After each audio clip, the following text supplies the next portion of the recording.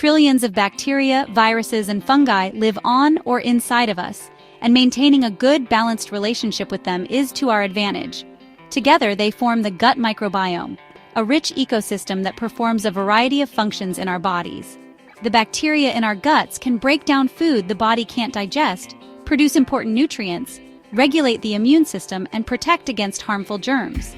We don't yet have the blueprint for exactly which good bacteria a robust gut needs, but we do know that it's important for a healthy microbiome to have a variety of bacterial species. Many factors affect our microbiomes, including our environment, medications like antibiotics, and even whether we were delivered by C-section or not. Diet, too, is emerging as one of the leading influences on the health of our guts. And while we can't control all these factors, we can manipulate the balance of our microbes by paying attention to what we eat. Dietary fiber from foods like fruits, vegetables, nuts, legumes, and whole grains is the best fuel for gut bacteria. When bacteria digest fiber, they produce short-chain fatty acids that nourish the gut barrier, improve immune function, and can help prevent inflammation, which reduces the risk of cancer. And the more fiber you ingest, the more fiber-digesting bacteria colonize your gut. In a recent study, scientists exchanged the regular high-fiber diets of a group of rural South Africans with the high-fat, meat-heavy diets of a group of African Americans. After just 2 weeks on the high-fat, low-fiber Western-style diet, the rural African group showed increased inflammation of the colon as well as a decrease of butyrate. That's a short-chain fatty acid thought to lower the risk of colon cancer. Meanwhile, the group that switched to a high-fiber, low-fat diet had the opposite result. So what goes wrong with our gut bacteria when we eat low-fiber processed foods? Lower fiber means less fuel for the gut bacteria, essentially starving them until they die off. This results in less diversity and hungry bacteria. In fact, some can even start to feed on the mucus lining.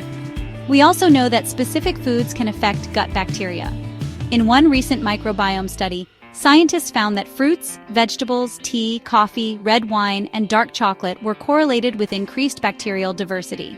These foods contain polyphenols, which are naturally occurring antioxidant compounds. On the other hand, foods high in dairy fat, like whole milk and sugar-sweetened sodas, were correlated with decreased diversity.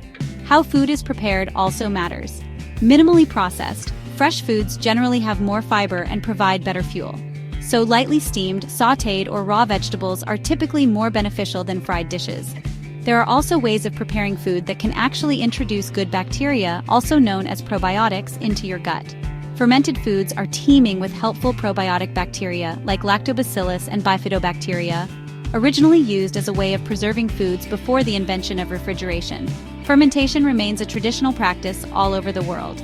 Foods like kimchi, sauerkraut, tempeh, and kombucha provide variety and vitality to our diets.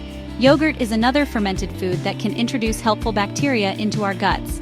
That doesn't necessarily mean that all yogurt is good for us, though. Brands with too much sugar and not enough bacteria may not actually help. These are just general guidelines. More research is needed before we fully understand exactly how any of these foods interact with our microbiomes. We see positive correlations, but the insides of our guts are difficult places to make direct observations. For instance, we don't currently know whether these foods are directly responsible for the changes in diversity, or if something more complicated is happening. While we're only beginning to explore the vast wilderness inside our guts, we already have a glimpse of how crucial our microbiomes are for digestive health.